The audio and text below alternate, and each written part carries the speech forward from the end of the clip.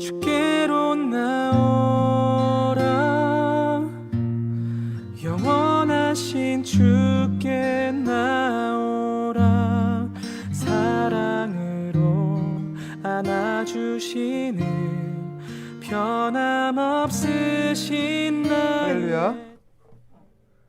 주님의 이름으로 사랑하고 축복합니다. 이 시간 우리 마음을 모아 주님을 찬양하는 시간을 갖도록 하겠습니다. 함께 부르실 찬양은 주님의 임재 앞에서 이 시간 함께 찬양하시겠습니다.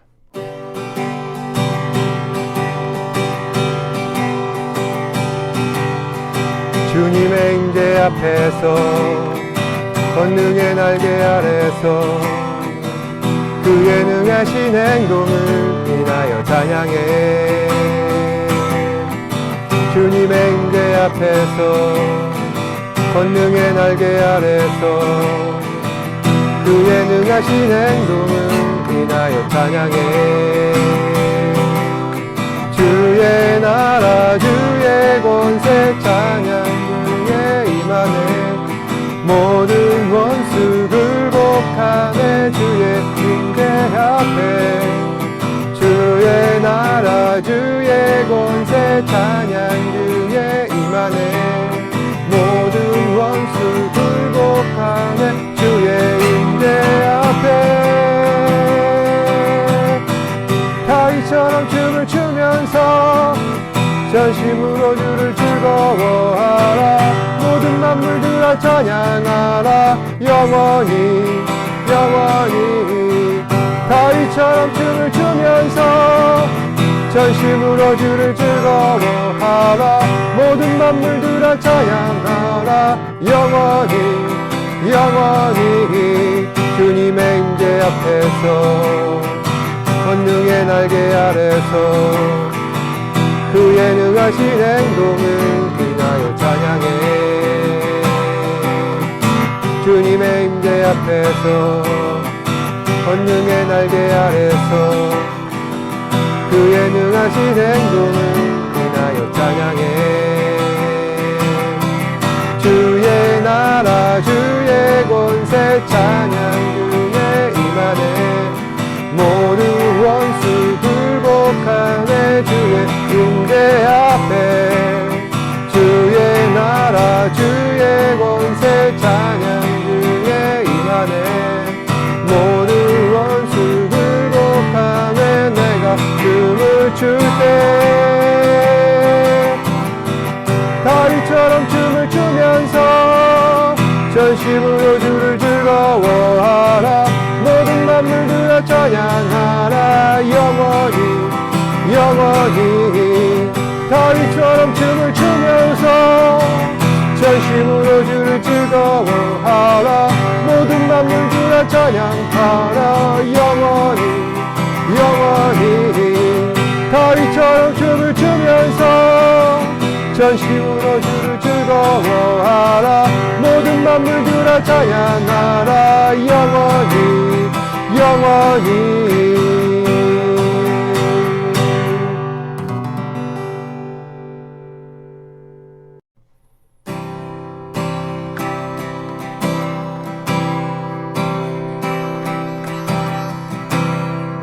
모든 상황 속에서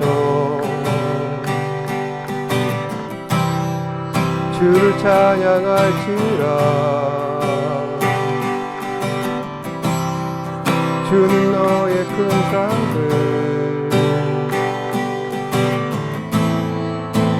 놓으시라. 주의 얼굴 구할 때 주의 영을 구사 크신 사랑 안에서 주를 보게 하소서.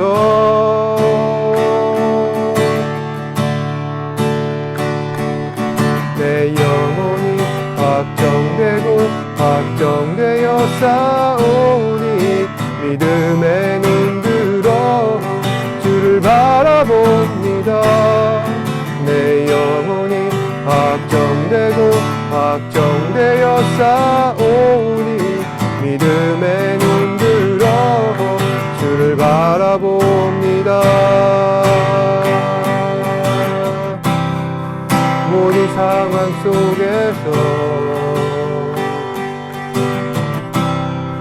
주를 찬양할지라. 주는 너의 큰 산들 큰 도움이시라. 주의 얼굴 구할 때 주의 영을 부으사 크신 사랑 안에서 주를 보게 하소서.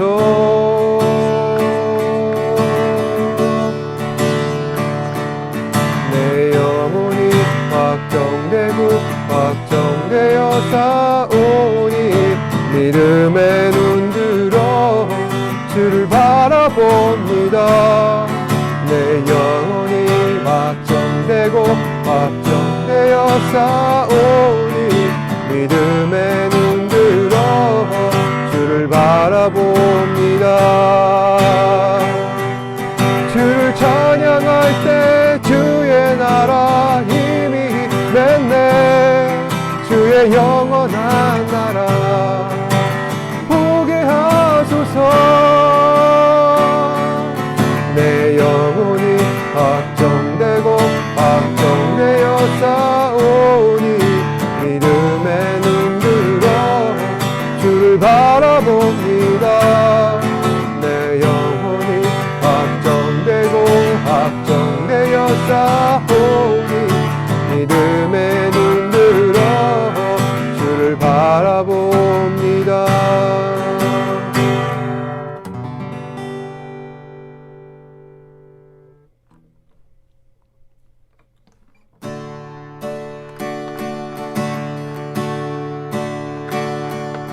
주님 말씀하시며 내가 나가리라. 주님 뜻이 아니면 내가 멈춰서리라. 나의 가고 서는 것 주님 뜻에 있으니 오 주님 나를 이끄소서. 주님 말씀하시며 내가 나가리라. 주님 뜻이 아니면 내가 멈춰서리라. 나의 가고 서는 것 주님 뜻에 있으니 오 주님 나를 이끄소서. 뜻하신 그곳에 나 있기 원합니다. 이끄시는 대로 순종하며 살리니 연약한 내 영혼 통하여 일하소서. 주님 나라와 그 뜻을 위하여 뜻하신 그곳에 나 있기 원합니다. 이끄시는 대로 순종하며 살리니 연약한 내 영혼 통하여 일하소서. 주님 나라와 그 뜻을 위하여 오 주님 나를 이끄소서. 주님 말씀하시며 내가 나가리라. 주님 뜻이 아니면 내가 멈춰서리라. 나의 가고 서는 것 주님 뜻에 있으니 오 주님 나를 이끄소서. 뜻하신 그곳에 나 있기 원합니다. 이끄시는 대로 순종하며 살리 연약한 내 영혼 통하여 일하소서. 것을 위하여 오 주님 나를 이끄소서 오 주님 나를 이끄소서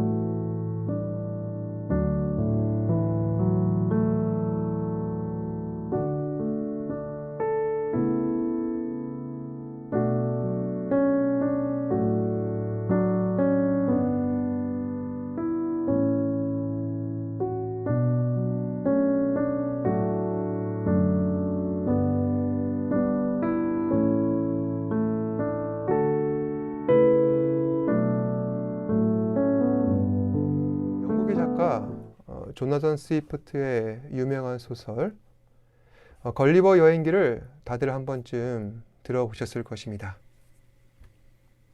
걸리버 여행기란 의사 걸리버가 배 안에 의사로 취업을 하여서 전 세계를 돌아다니는 그런 내용의 소설인데 걸리버가 경험해 왔었던 그런 나라들은 전부 아주 특이하고 이상한 나라들 뿐이었습니다. 걸리버가 선의로 취직을 하고 출항한 첫날 그가 탄 배는 큰 풍랑을 만나서 걸리버는 이상한 섬에 표류를 하게 되었습니다. 그 섬에 사는 사람들은 모두 소인들 뿐인데 소인들이 보기에 이 걸리버는 마치 거인과도 같았죠. 그래서 이 걸리버를 괴물처럼 보며 소인들이 걸리버를 큰 줄로 묶어버리고 공격을 하는 것입니다. 하지만 나중에 이 걸리버가 자신을 포획하였던 이 소인들을 다른 소인국과의 전쟁에서 도와줌으로써 그 나라 안에서 큰 보상과 직위까지 하사받게 됩니다. 하지만 그런 걸리버를 시기하는 소인들이 있어서 결국에 이 걸리버는 추방을 당해 자신의 고국으로 귀학을 하게 되는 것이죠. 큰 봉변을 당한 걸리버는 이제는 더 이상 항해를 안 하는 그러한 선의로서의 생활을 중단할 법도 한데 다시 항해를 시작하게 됩니다.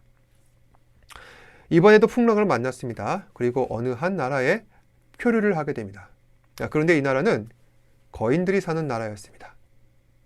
여기서 걸리버는 이전과는 다르게 거인이었지만은 소인국에서는 거인이었지만은 여기서는 소인 취급을 받게 된 것이죠. 소인국에서는 자기까지 하사를 받으며 대접을 받았었는데 거인국에서 걸리버는 마치 서커스 동물 취급을 당하게 됩니다. 결국 이 거인국에서 크게 시달리다가 이번에도 걸리버는 자신의 나라로 돌아오게 됩니다. 집에서 몸을 추스린 걸리버는 다시 항해를 나서려 합니다. 이번에도 풍랑을 만나서 표류를 하게 되었죠. 그런데 그 섬은 라피우타라고 하는 공중에 떠 있는 섬이었습니다. 라피우타는 과학과 천문에 관심이 많은 사람들이 사는 곳으로서 이곳은 지상에 있는 땅을 통치하는 나라였습니다.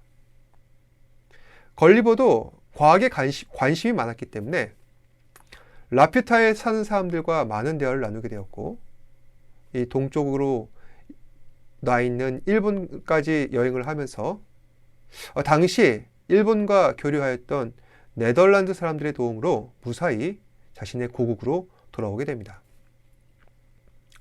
마지막으로 걸리버가 다시 항해하다가 표류를 당해서 도착한 섬은 아주 지능이 뛰어난 말들이 사람들을 다스리는 그런 세상이었습니다. 거기서 다스리는 말들을 후이늠이라고 불렀고 이 말들의 지배를 받는 사람들을 야후라 불렀습니다. 걸리버는 이 후이늠이 사는 세상을 좋아했습니다. 그 이유는 그곳에는 더 이상 거짓이 없고 정의로운 것처럼 보였기 때문입니다. 그래서 이 후인음의 말을 익히면서까지 후인음과 가까이 지내려 하였습니다. 하지만 거기서도 다른 후인음들에 의하여서 주방을 당하게 되는 것이죠. 결국 걸리버는 다시 고향으로 돌아오게 됩니다. 저는 걸리버 여행기를 보면은 이런 생각이 듭니다. 이야기 속 걸리버는 마치 우리 그리스도인들과 같다는 것입니다. 여러분 보시기에 이 그리스도인들은 어떤 점에서 걸리버와 닮아 있을까요? 걸리버는 모든 사회 속에서 사회 부적응자로 오해를 받아 결국 억울하게 배척을 당하고 소외를 당하게 되는 것입니다. 이처럼 걸리버가 다른 나라들로부터 배척을 받는 이유는 무엇 때문일까요? 바로 다름 때문입니다. 너는 나랑 다르다. 바로 그 다름이 차별받고 괴롭힘 당하는 이유라는 것입니다. 우리 그리스도인들도 마찬가지죠. 우리는 세상으로부터 보이지 않는 경계를 받고 있습니다. 온 만물의 주인이 되신 하나님을 따르고 내 삶의 주인이 되어주신 예수 그리스도를 섬기며 우리는 세상의 가치가 아니라 복음의 가치를 온전히 따르는 구원받은 하나님의 백성으로 살아가야 하기 때문에 그런 우리의 삶의 방식이 세상과는 너무나도 달라서 세상은 우리를 경계하고 의심하게 된다는 것입니다. 그리고 그런 세상에 살면서 우리는 실제로 많은 어려움들을 당하고 있습니다. 특히 하나님을 섬기고 예배하는 데 있어서 많은 어려움이 있죠. 바로 그것이 우리가 이 세상 가운데에서 걸리버와 같다는 이유 중에 하나일 것입니다.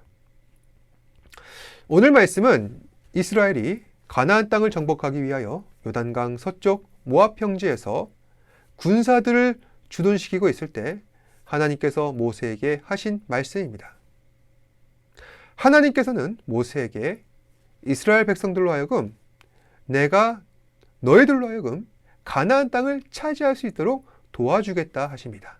그리고 그 하나님의 도우심과 인도하심을 받기 위해서 너희는 한 가지 약속을 지켜야 한다는 사실을 모세에게 말씀하고 계시는데 52절에 보시면은 가나안 땅에 있는 원주민을 다 몰아내고 그 새긴 석상과 부어 만든 우상을 다 깨뜨리고 산당을 다 헐어버리고 가나안 땅을 점령하여 너희 소유로 삼으라는 것입니다.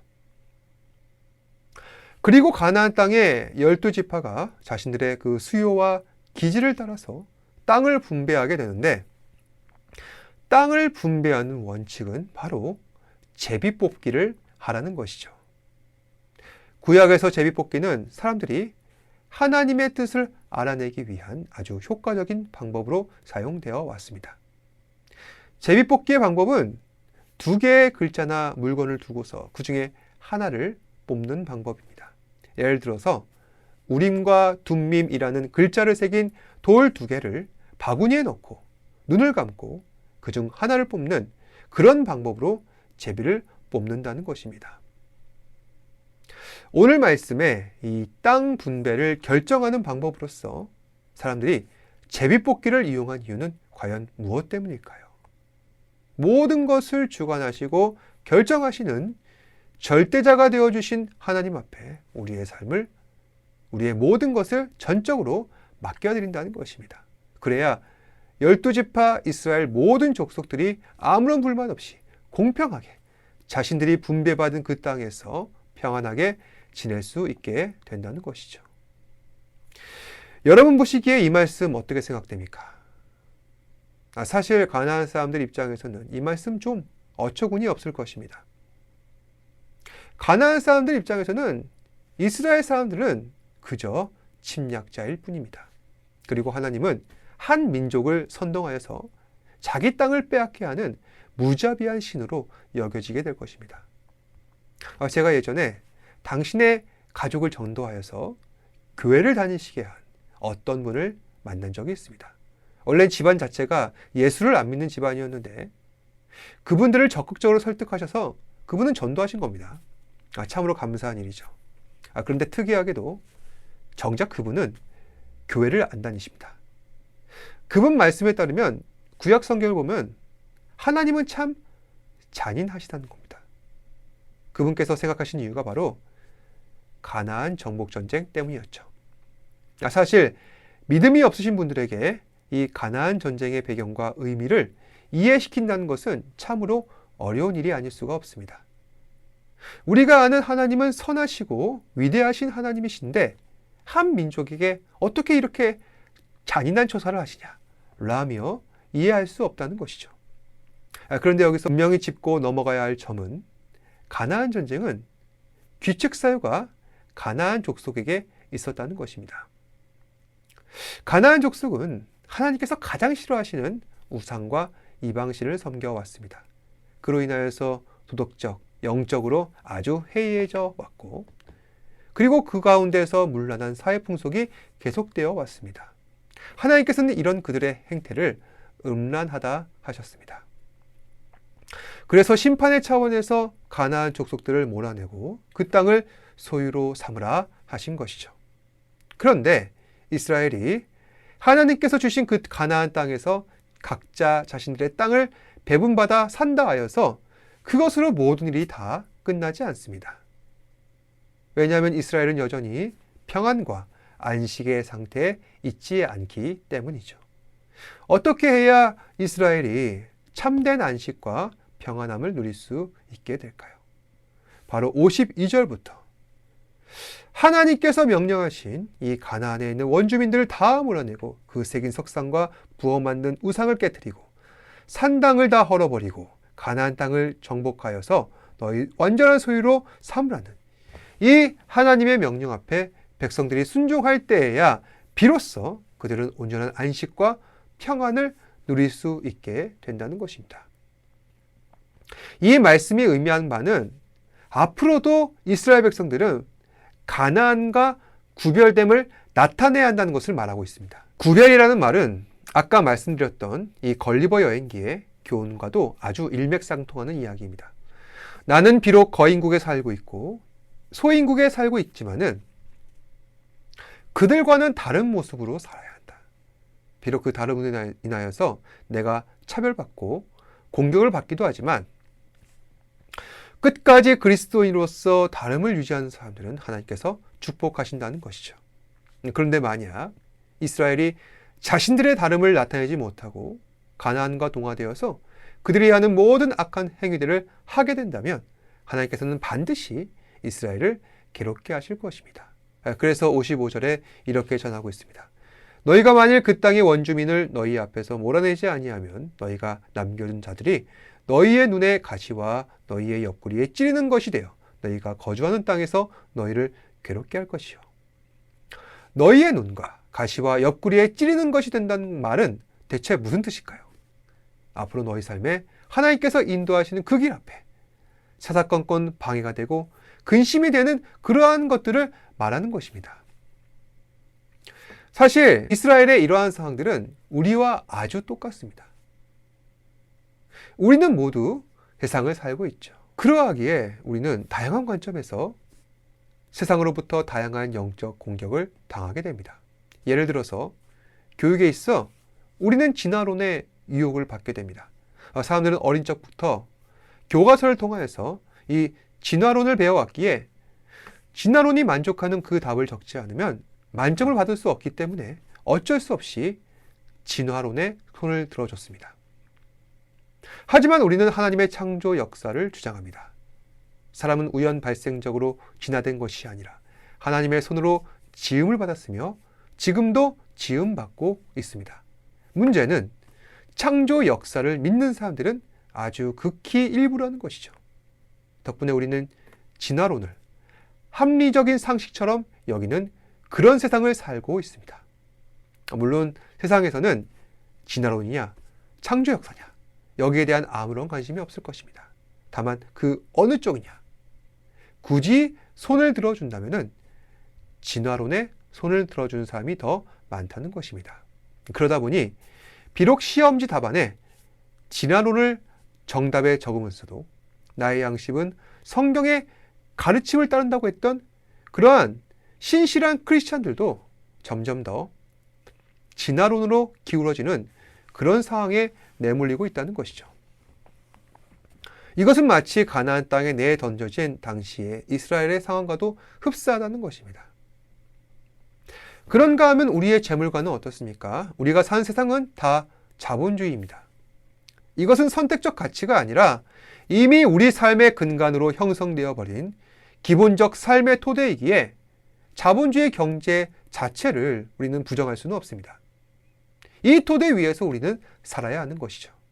그렇지만 그러한 토대 속에도 하나님 자녀답게 그리스도의 제자다운 경제관을 갖고 살아야 한다는 것입니다. 그렇다면 그리스도의 제자다운 경제관이란 과연 어떠한 것일까요? 최선을 다해서 열심히 일하되 나눔에는 인색하지 말고 기쁨으로 섬겨야 하는 것입니다. 하지만 세상은 어떻죠? 경쟁입니다. 탐욕입니다.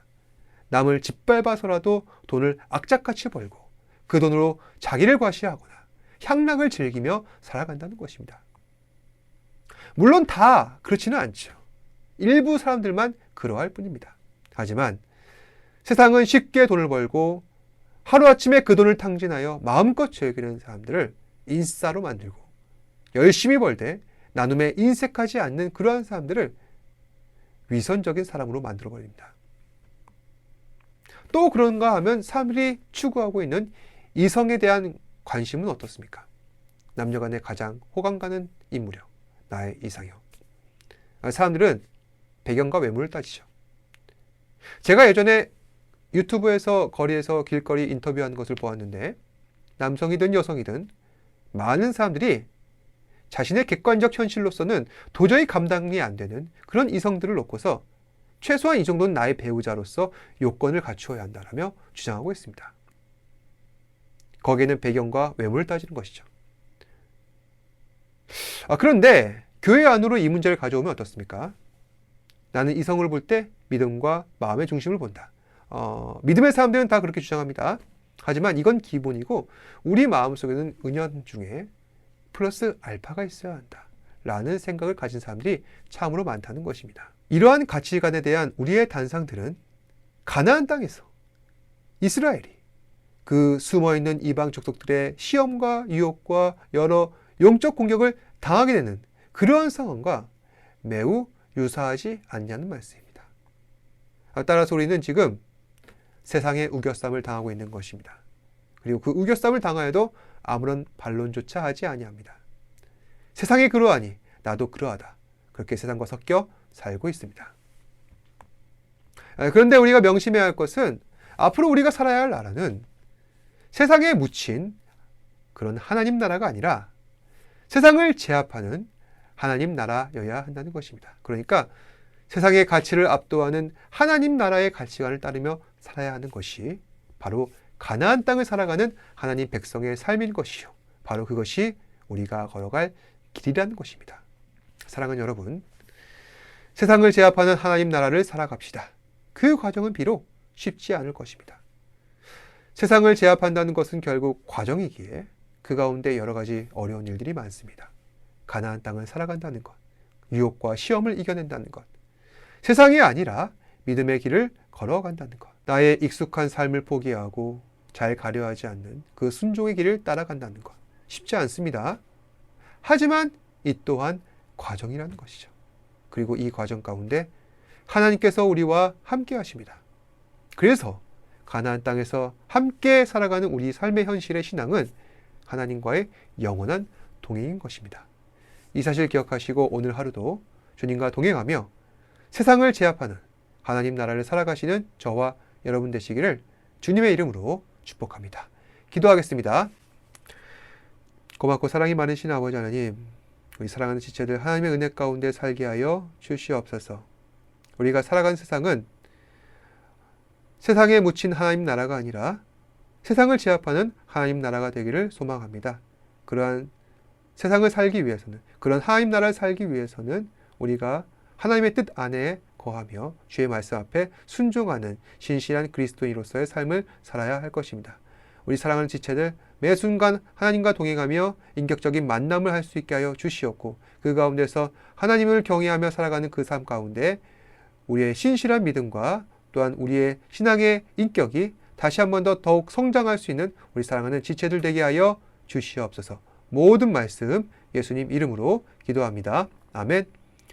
하늘에 계신 우리 아버지여 이름이 거룩히 여김을 받으시오며 나라가 임하옵시며 뜻이 하늘에서 이루어진 것 같이 땅에서도 이루어지이다.